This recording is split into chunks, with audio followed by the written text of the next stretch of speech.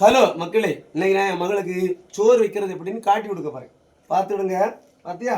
அடுப்பில் வர வச்சுட்டுன்னா வச்சுட்டு ஒரு தாளை வச்சுட்டு கொஞ்சம் மேலே அதில் மண்ணெண்ணெய் ஊற்றி வச்சுட்டு தீயை கொளுத்தி அதா அப்படியே பேப்பரில் இப்படி வைக்கணும். அதா தெரியுதா? அது எரியும். ஓகேவா? தெரியுதா? எரிஞ்சிட்டு இருக்கும்போது என்ன பண்ணணும், கொஞ்சம் காரணம்னா பானை எடுத்து அடுப்பில் வைக்கணும். வச்சுட்டு அரிசி போடணும். நான் காட்டி தரேன். பா பாத்தியா, 2.5 கப் அரிசி போடணும். ஓகேவா?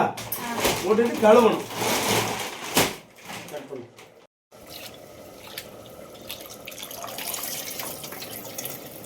பாத்தியா, எப்படி கழுவி எடுத்துக்கிட்டு உள்ள தட்டணும். தட்டு அள்ளி போடு.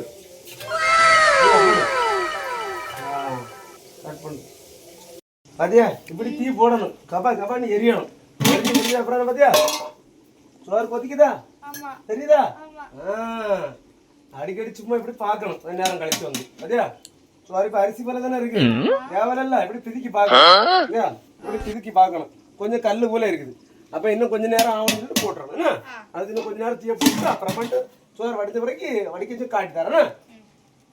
சோறு வந்துருந்தானு பாப்போமா? எடுத்துட்டு இதுக்கு பேர் எங்கள் ஊரில் ஒலமுடி.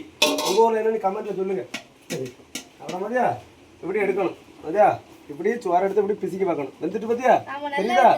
இதுதான் ஒரு பானை சோத்துக்கு ஒரு சோறு பதம்னு சொல்லுவாங்கல்ல, அது இதுதான். ஓகேவா? அடுத்து என்ன பண்ணிடலாம், வடிச்சிருவோமா? அடுத்து இந்த மாதிரி வடிக்க போகிறோம். ஓகே மக்களே, எதுவுமே இந்த மாதிரி அம்மாவுக்கு அடுத்து நான் வந்து குழம்பு வைக்கக்கூடிய வீடியோ காட்டி கொடுக்க போகிறேன். நீங்களும் உங்கள் வீட்டில் உள்ள பிள்ளைங்களுக்கு இந்த மாதிரி வேலையெல்லாம் சின்ன வயசுல சொல்லி கொடுத்து வளங்க. ஓகே மக்களே, பிடிச்சா சப்போர்ட் பண்ணுங்க. ஓகேவா? பாய்.